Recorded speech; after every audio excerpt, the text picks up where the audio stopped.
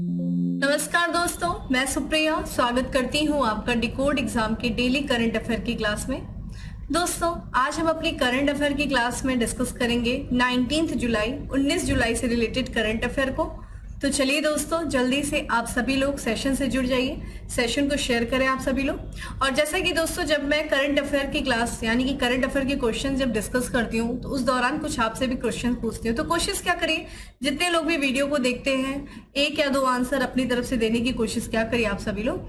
अच्छा लगता है आप लोग इसी बहाने, मतलब मुझे पता चलता है कि हाँ कितना आप लोग एक्टिव हैं, कितना आप लोग मेहनत करते हैं। तो आप लोग प्लीज आंसर क्या करिए, ठीक है, कमेंट बॉक्स में, जो मैं सेशन के दौरान जो भी क्वेश्चंस पूछती हूँ, ठीक है।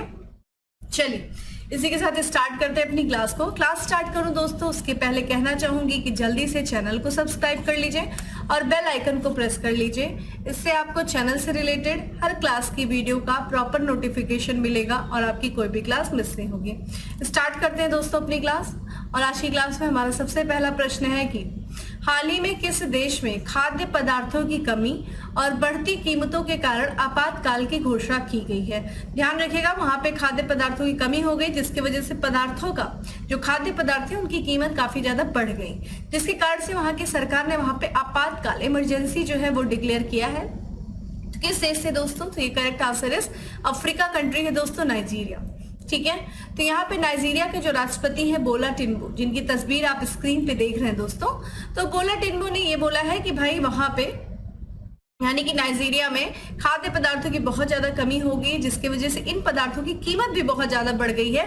और इन्हीं बढ़ती कीमतों पर अंकुश लगाने के लिए वहां की सरकार ने ये डिसीजन लिया है कि भाई अभी कुछ दिनों के लिए वहां पे आपातकाल लगा रहेगा। इसी के साथ साथ देखिए, वहां की सरकार के द्वारा ईंधन पर सब्सिडी दी जाती थी, तो इस ईंधन की सब्सिडी को क्या कर लिया गया है, वापस कर ले लिया गया, या फिर कहते हैं कि बंद कर दिया गया है। और इसी ईंधन पे जो दी जा रही थी सब्सिडी, उसी सब्सिडी को उठा करके किसानों को क्या किया गया, उर्वरक और बीज, ठीक है, उपलब्ध कराने के लिए ये सब्सिडी दे दी गई, ठीक है। जिससे कि क्या होगा, उर्वरक और बीज जब उनको उपलब्ध होगी तो इससे खाद्य पदार्थों का उत्पादन हो सकेगा, ठीक है। तो वहां पे ये स्थिति बनी हुई। और साथ ही साथ देखिए वहां पे क्या हो रहा था, वहां पे फिरौती के लिए किसानों का अपहरण किया जा रहा था। तो इन सब घटनाओं को देखते हुए वहां के जो किसान हैं उनको भी सुरक्षा बढ़ा दी गई है सरकार के द्वारा। देखा जाए यहाँ पे जो है देश की गरीबी की बात करें दोस्तों, तो देश की जो गरीब आबादी का लगभग 6 महीने तक हर महीने $10 की सहायता भी सरकार के द्वारा वहां पे प्रदान की जाएगी। और एक संयुक्त राष्ट्र ने 1 जनवरी में एक रिपोर्ट जारी किया था। उस रिपोर्ट में कहा था कि नाइजीरिया में 2.5 करोड़ लोग पर, ठीक है, 2.5 करोड़ लोग पर इस वर्ष जो है खाद्य असुरक्षा का खतरा मंडरा रहा है। तो इसके पहले ही जो है यूनाइटेड नेशन ने ये बात बोली थी नाइजीरिया की स्थिति को देखते हुए। और देखिए वहां पे अभी जुलाई में आपातकाल की घोषणा भी हो गई है। बात करते हैं दोस्तों कुछ और भी बातें यहाँ पे नाइजीरिया के बारे में पहले देख लेते हैं दोस्तों। नाइजीरिया देखिए ये अफ्रीका की वेस्ट अफ्रीका में स्थित ये देश है, जिसकी देखा जाए सीमा किससे लगती है, तो आप देखिए ये है नाइजीरिया, जिसकी राजधानी है अबूजा। और ये ध्यान रखिएगा ये अटलांटिक सी से इसके कुछ भाग लगते हैं, बाकी देखा जाए तो बेनिन से, नाइजर से, चाड से और कैमरून से जो है ये अपनी सीमा को साझा करता है। और अगर हम इसकी मुद्रा की बात करें तो नाइजीरियन नायरा जो है वो इसकी मुद्रा है, और बोला टिन्बू जो है वो यहाँ के राष्ट्रपति हैं। इसी के साथ हम कुछ और भी बात कर लेते हैं, जैसे कि मेजर लीग क्रिकेट 2023 का आयोजन किया जा रहा है। कहाँ पे दोस्तों? अमेरिका में किया जा रहा है। वही बात करें 64वीं ग्लोबल एनवायरमेंट फैसिलिटी परिसर की बैठक आयोजित की गई। कहाँ की गई? तो ये अफ्रीका थी, कि माफ करिएगा, साउथ अमेरिका के देश ब्राजील में। विदेश राज्य मंत्री मीनाक्षी लेखी ने भारत महोत्सव का वर्चुअली उद्घाटन किया, ठीक है, तो ये चीज ध्यान रखिएगा। चलिए दोस्तों, इसी के साथ हम अपने अगले प्रश्न की तरफ बढ़ते हैं। अगला प्रश्न है कि 12वीं मेकॉन्ग गंगा सहयोग बैठक का आयोजन कहाँ किया गया है? तो 12वीं मेकॉन्ग गंगा सहयोग जो है बैठक का आयोजन जो किया गया है वो किया गया दोस्तों, ध्यान रखिएगा, थाईलैंड में, ठीक है, थाईलैंड की राजधानी बैंकॉक में। तो इस बैठक में देखा जाए जो भारत के विदेश मंत्री हैं दोस्तों एस जयशंकर, उन्होंने भाग लिया। और एस जयशंकर ने थाईलैंड की जो राजधानी बैंकॉक है वहां पे लाओ पीडीआर के विदेश मंत्री, जिनका नाम है सेलमेक्से कोसामित, ठीक है, उनके साथ जो है 12वीं मेकॉन्ग गंगा जो सहयोग बैठक हुई है उसकी अध्यक्षता उन्होंने किया है। तो ये बैठक कहाँ हुई है? बैंकॉक में हुई है, ठीक है। और इसी दौरान देखा जाए, इस बैठक के दौरान डॉक्टर जो एस जयशंकर है, उन्होंने भारत, म्यांमार, थाईलैंड त्रिस्तरीय राजमार्ग के निर्माण की प्राथमिकता दी है। ठीक है, भारत से म्यांमार होते हुए थाईलैंड के रास्ते जो है थाईलैंड तक एक त्रिस्तरीय राजमार्ग के बनाने का निर्माण जो है वो उस पर विचार किया जा रहा है और इस पर उन्होंने प्राथमिकता दी है। दोनों देशों के यानी कि थाईलैंड और बैंकॉक, और यहाँ पे माफ करिएगा, थाईलैंड और भारत के जो नेताओं ने आर्थिक सहयोग बढ़ाने के लिए मेकॉन्ग गंगा सहयोग कारोबार परिषद की स्थापना करने का भी फैसला लिया है। तो मेकॉन्ग गंगा सहयोग कारोबार परिषद का स्थापना का उद्देश्य क्या है? दोनों देशों के बीच आर्थिक सहयोग को बढ़ावा देना। यहाँ पे दोनों नेताओं ने इसके दायरे को, ठीक है, कृषि, विज्ञान, प्रौद्योगिकी, जल संसाधन प्रबंधन तक बढ़ाने का फैसला लिया है। अगर हम बात करते हैं मेकॉन्ग गंगा सहयोग की स्थापना का, तो दोस्तों इसकी जो स्थापना हुई थी नवंबर 2000 में की गई थी। और इस सहयोग समझौते में देखिए कौन कौन से देश हैं, तो भारत है ही, थाईलैंड है, म्यांमार है, कंबोडिया है, लाओस है, वियतनाम है। ठीक है, और ये सहयोग जो कि पर्यटन, संस्कृति, शिक्षा और परिवहन, इन सब क्षेत्रों में सहयोग जो है आपस में देंगे। ठीक है, तो ध्यान रखिएगा, मेकॉन्ग गंगा सहयोग की स्थापना नवंबर 2000 में हुई थी और इसकी 12वीं बैठक जो हुई है मेकॉन्ग गंगा सहयोग बैठक, जिसकी अध्यक्षता जो की गई है डॉक्टर एस जयशंकर और विदेश मंत्री हैं साल्मेक्स कोमासित के द्वारा किया गया है। कहाँ पे दोस्तों? बैंकॉक में। ठीक है, यहाँ पे हम कुछ और भी न्यूज देख लेते हैं कुछ आयोजन से संबंधित, जैसे कि हाल ही में एसोसिएशन ऑफ वर्ल्ड इलेक्शन बिडाज के कार्यकारी बोर्ड की 11वीं बैठक का आयोजन कहाँ किया गया दोस्तों? तो कोलंबिया के कार्टाजेना में किया गया। वही वर्ल्ड हिंदू फाउंडेशन के अनुसार तीसरा वर्ल्ड हिंदू कांग्रेस 2023 का आयोजन नवंबर में कहाँ होगा दोस्तों? तो बैंकॉक में होगा। ठीक है, ये चीज ध्यान रखिएगा, तीसरा वर्ल्ड हिंदू कांग्रेस का आयोजन जो है इस साल के अंत तक यानी कि नवंबर में बैंकॉक में होगा। अगले प्रश्न की तरफ बढ़ते हैं। अगला प्रश्न है कि एशियाई प्रशांत मनी लॉन्ड्रिंग पर पर्यवेक्षक का दर्जा पाने वाला पहला अरब देश बन गया है। तो देखिए, ये FATF के तर्ज पर एशिया प्रशांत मनी लॉन्ड्रिंग बनाया गया है, जिसका पर्यवेक्षक का दर्जा पाने वाला जो पहला अरब देश बना है दोस्तों, वो बना है संयुक्त अरब अमीरात यानी कि UAE बना है। ठीक है, तो संयुक्त अरब अमीरात financial action task force FATF, ध्यान रखिएगा FATF, ठीक है, इसकी जो है स्थापना की गई थी 1989 में किया गया था। ठीक है, G7 कंट्रीज के द्वारा किया गया था और इसी के समान एक जो है क्षेत्रीय निकाय बना है जिसका नाम है मनी लॉन्ड्रिंग पर एशिया प्रशांत समूह। ठीक है, और इस जो है ये जो क्षेत्रीय निकाय है, इस क्षेत्रीय निकाय का पर्यवेक्षक का दर्जा प्राप्त करने वाला जो पहला अरब देश बना है दोस्तों, वो कौन बन गया है? संयुक्त अरब अमीरात बना है। ठीक है, UAE जो है ये एशिया पैसिफिक ग्रुप का पूर्ण सत्र में पर्यवेक्षक के रूप में भाग ले रहा है और वर्तमान ये जो पूर्ण सत्र हो रहा है दोस्तों, इसका आयोजन कहाँ किया जा रहा है? कनाडा के वैंकूवर में आयोजित किया जा रहा है। ठीक है, पर्यवेक्षक का दर्जा प्राप्त करना, देखिए इससे क्या होगा? प्राप्त करना मनी लॉन्ड्रिंग और आतंकवाद के वित्त पोषण से निपटने में अंतर्राष्ट्रीय सहयोग के लिए UAE की प्रतिबद्धता को दर्शाता है। तो एक तरीके से पर्यवेक्षक का दर्जा मिलने के बाद जो है UAE मनी लॉन्ड्रिंग, पता है ना, काले धन को सफेद धन में बदलना, मनी का लॉन्ड्रिंग कर देना, धुल के एकदम सफेद बना देना, और जो देश होते हैं जो आतंकवाद को वित्त पोषित करते हैं, आतंकवाद को जो है आर्थिक सहायता देते हैं, ऐसे देशों पे जो एक तरीके से नियंत्रण लगाने के लिए ये जो है ग्रुप बनाया गया है और ये अंतर्राष्ट्रीय सहयोग के लिए UAE की प्रतिबद्धता को भी दर्शाता है इस तरीके से पर्यवेक्षक का दर्जा मिलने से। अब पर्यवेक्षक का दर्जा किन देशों को दिया जाता है दोस्तों? इसके लिए भी कंडीशन है, जो सक्रिय रूप से और सहयोगात्मक रूप से वित्तीय अपराध का मुकाबला करते हैं, ऐसे देशों को। और UAE ने देखा जाए लगातार जो है FATF या अन्य बहुपक्षीय मंच जैसे संगठनों में अपनी भागीदारी के माध्यम से ये जो है प्रदर्शित किया है कि UAE लगातार प्रयासरत रहता है, ठीक है, जो वित्तीय अपराध का मुकाबला करने के लिए। यहाँ पे एशिया पैसिफिक जो ग्रुप है पूर्ण सत्र में भाग लेने वाला UAE प्रतिनिधि मंडल का नेतृत्व एंटी मनी लॉन्ड्रिंग और काउंटर टेररिज्म फाइनेंसिंग के कार्यकारी कार्यालय के महानिदेशक हैं हामिद अल जाबी, उनके द्वारा किया जा रहा है। ठीक है, तो ध्यान रखिएगा दोस्तों, UAE जो बना है वो, ठीक है, पहला पर्यवेक्षक का दर्जा प्राप्त करने वाला पहला अरब देश बना है मनी लॉन्ड्रिंग पर जो एशिया प्रशांत ग्रुप है। यहाँ पे हम बात कर लेते हैं दोस्तों UAE के बारे में, यानी कि संयुक्त अरब अमीरात अरब का देश है दोस्तों। यहाँ पे आपको देख सकता है UAE की लोकेशन, ठीक है, जिसकी देखा जाए यहाँ पे पर्शियन गल्फ से और यहाँ पे गल्फ ऑफ ओमान से अपनी सीमा साझा करता है। और यहाँ पे देखिए कि स्ट्रेट ऑफ हार्मूज है, ठीक है, स्ट्रेट जो कि ओमान और ईरान को अलग करता है। और जोड़ता किसको, यहाँ पे पर्शियन गल्फ है दोस्तों, ठीक है, पर्शियन गल्फ है, और यहाँ पे क्या है दोस्तों, गल्फ ऑफ ओमान है, ठीक है, गल्फ ऑफ ओमान, ठीक है, इसको कनेक्ट करता है। और यहाँ पे सऊदी अरब से और ओमान से अपनी सीमा साझा करता है दोस्तों, कौन, यूएई, जिसकी राजधानी देखिए क्या है, अबू धाबी है। दिरहम इसका जो है मुद्रा है, करेंसी है। यहाँ पे राष्ट्रपति या फिर जिसे हम क्राउन प्रिंस कहते हैं, उनका नाम है मोहम्मद बिन जायद अल नहयान, और प्रधानमंत्री मोहम्मद बिन राशिद अल मखतूम जो है वो यहाँ के प्रधानमंत्री हैं, ठीक है।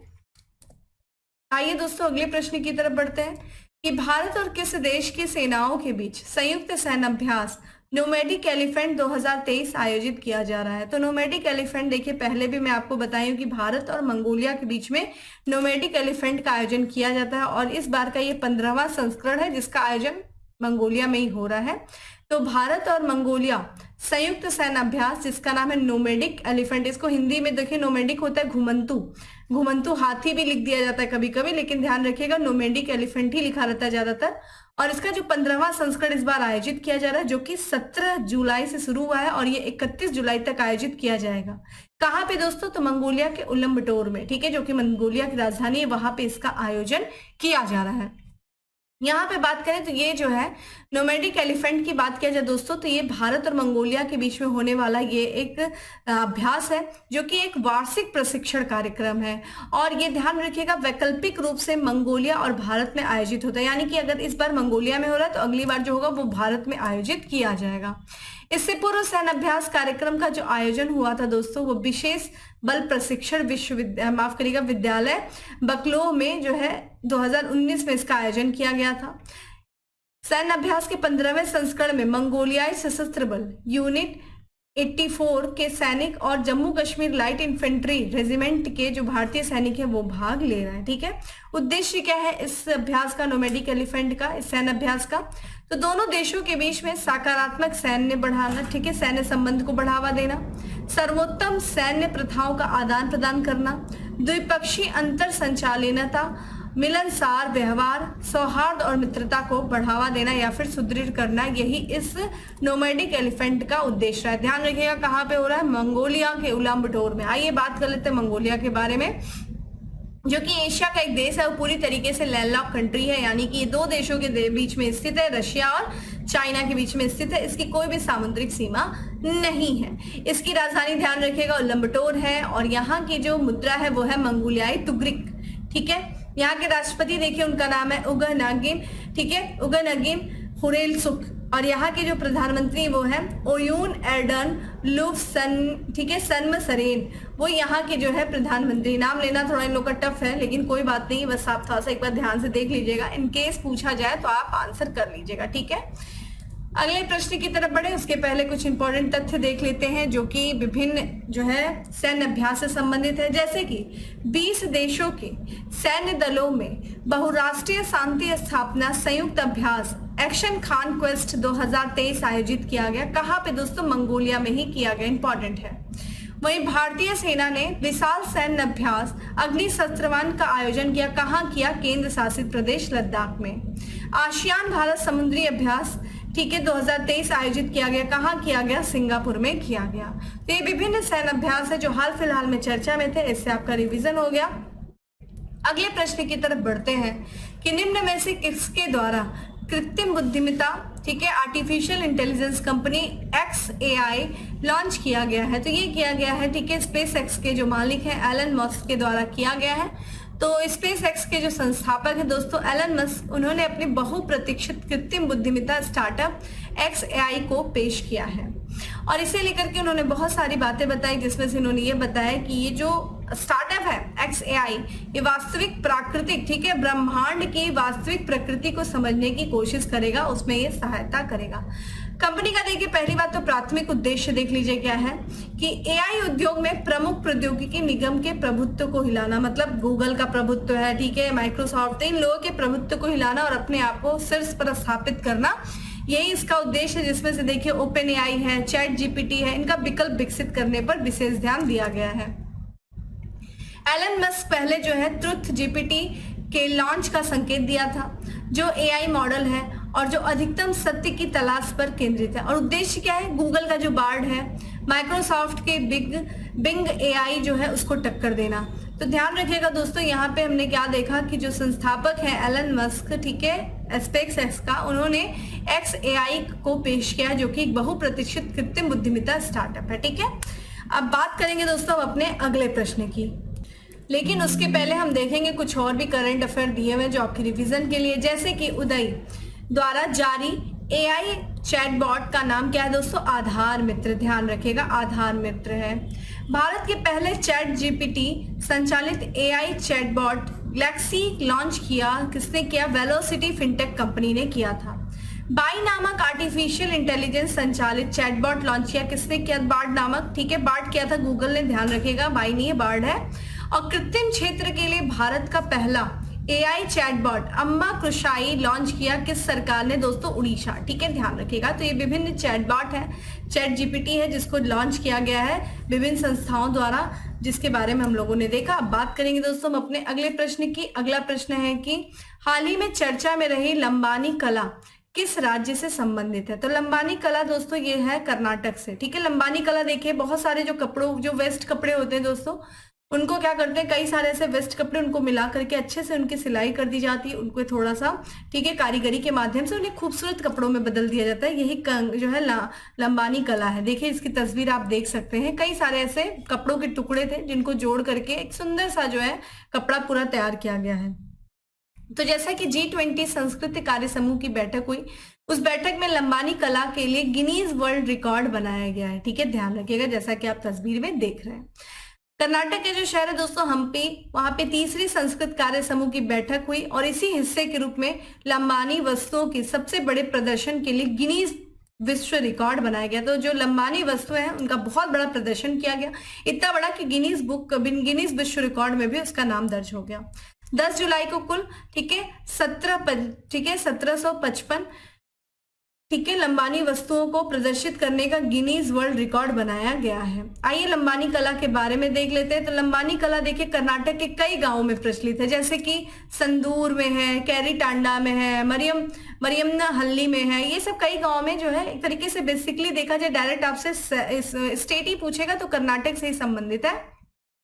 और ये मुख्य रूप से लंबानी समुदाय के कुशल जो महिलाएं होती हैं उनके द्वारा अपनी आजीविका के लिए जो है लंबानी कला का इस्तेमाल किया जाता है।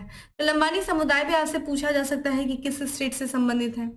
लंबानी शिल्प में देखिए होता क्या है, सुंदर कपड़े बनाने के लिए जो फेंके गए कपड़े होते हैं, जो टुकड़े होते हैं, उनको क्या किया जाता है, कुशलता पूर्वक एक साथ सिल दिया जाता है और फिर उसमें थोड़ा सा रंगीन धागे, मिरर वर्क, सिलाई पैटर्न, इन सब के माध्यम से उसे एक आकर्षक, ठीक है, बनाया जाता है उस कपड़े को। यही है लंबानी कला।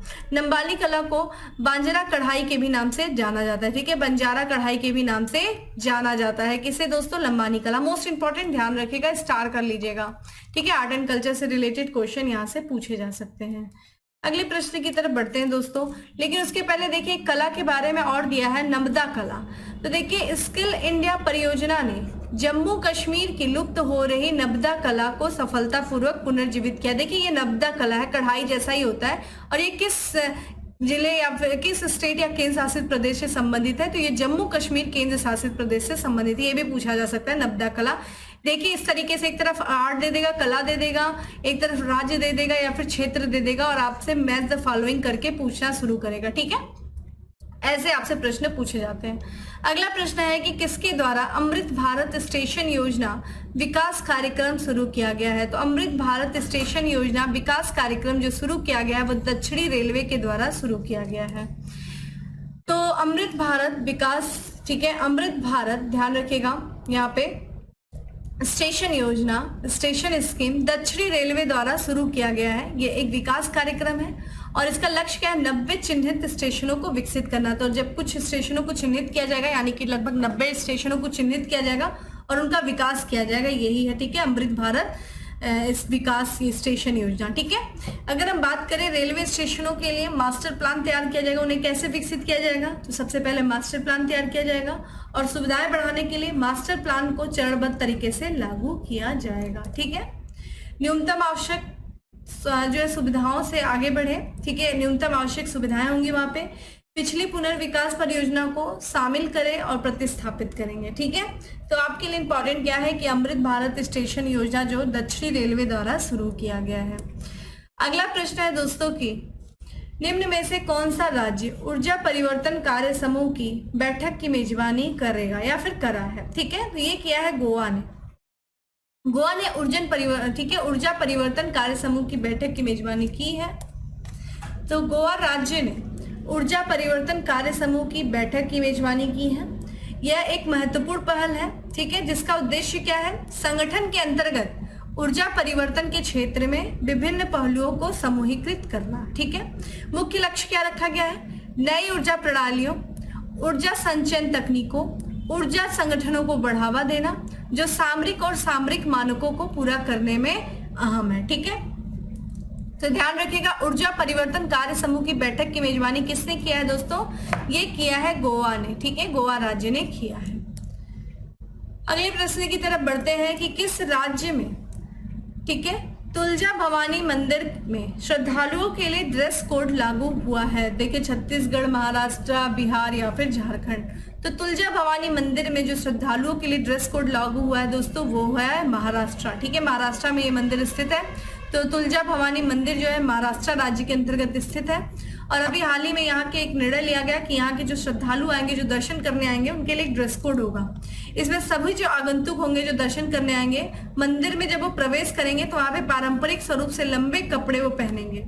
ये उपाय जो किया गया है ये सुरक्षा और संगठन की दृष्टि से अपनाया गया है ताकि भक्तों को सुरक्षित रखा जा सके। ठीक है, तो यहाँ पे तुलजा भवानी मंदिर महाराष्ट्र में स्थित है। इस तरफ से हमें आपसे प्रश्न पूछा जा सकता है। अगर आपसे प्रश्न पूछा जाए दोस्तों की उत्तर प्रदेश के किस शहर में नॉर्थ कॉरिडोर विकसित होगा दोस्तों, तो बरेली शहर में। ठीक है, तो उत्तर प्रदेश के बरेली शहर में नॉर्थ कॉरिडोर विकसित किया जाएगा।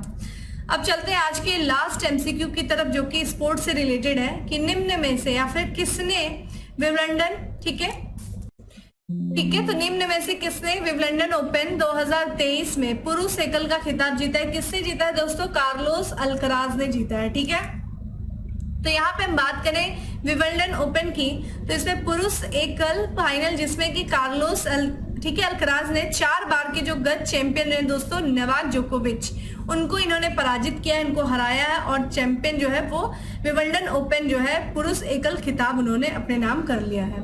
उसी में महिला चैंपियन की बात करें दोस्तों तो यहाँ पे मार्केट वोंड्रोसोवा जो कि विंबलडन चैंपियनशिप बन गई हैं, उन्होंने ओपन एरा में ऐसा इनके बारे में अगर हम बात करें तो ओपन एरा में ऐसा करने वाली ये पहली गैर वरीयता प्राप्त खिलाड़ी हैं।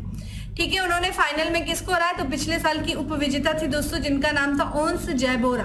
ठीक है, जाबेरा को इन्होंने पराजित किया। मार्केटा वोंड्रोसोवा ओपन एरा में ऐसा करने वाली पहली गैर वरीयता प्राप्त खिलाड़ी बन गई हैं। ठीक है, तो ये स्पोर्ट्स से रिलेटेड करंट अफेयर था दोस्तों। अब बात करते हैं, ठीक है, फैक्ट्स ऑफ द डे की। आज का हमारा सबसे पहला फैक्ट्स है कि हाल ही में डिजिटल वॉलेट ने यूपीआई लाइट लॉन्च किया। किसने दोस्तों, गूगल पे ने। 4 साल के अंतराल के बाद भारत की शीर्ष table tennis league UTT tournament आयोजित किया जा रहा है। कहाँ पे दोस्तों, तो पुणे में किया जा रहा है। मानवाधिकार फिल्म महोत्सव का दूसरा संस्करण आयोजित हुआ, कहाँ हुआ, नीदरलैंड के हेग में। 4 रनवे वाला भारत का पहला हाईवे बना दोस्तों, कौन सा, इंदिरा गांधी अंतर्राष्ट्रीय हवाई अड्डा, ठीक है, जो कि दिल्ली में स्थित है।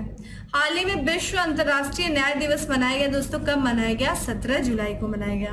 तो ये था फैक्ट्स ऑफ द डे। अब बात करते हैं स्टैटिक्स टॉप 10 स्टैटिक्स जीके के बारे में कि मेघालय का पठार भाग है किसका दोस्तों, प्रायद्वीपीय खंड का।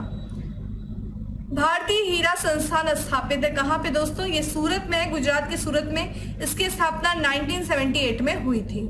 स्वेज नहर के दोनों सिरों पर स्थित पत्तन युग में है। कौन कौन से पत्तन है, तो ध्यान रखिएगा दोस्तों, पोर्ट सईद जो कि उत्तर में है, नॉर्थ से साउथ में देखेंगे तो स्वेज है पत्तन।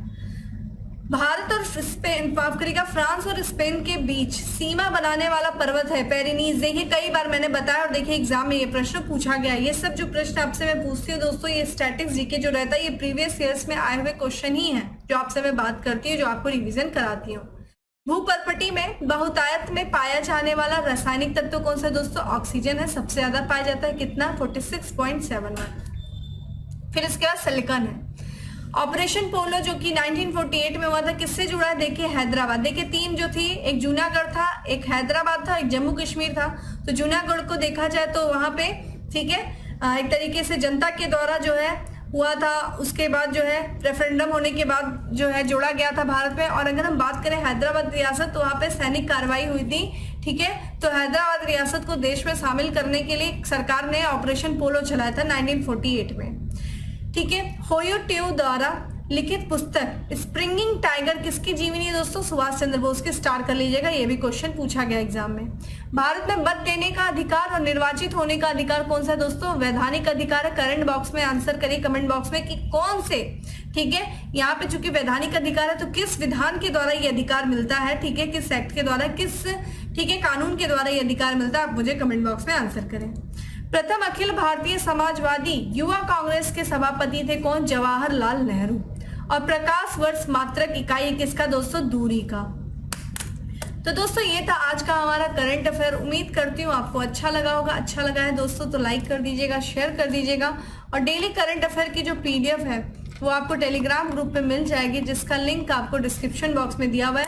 जाइए डाउनलोड करिए, ना सिर्फ डाउनलोड करिए बल्कि रिवीजन भी करिए। फिर मिलते हैं दोस्तों अपने अगले सेशन में, तब तक के लिए bye, have a good day, stay safe and stay happy.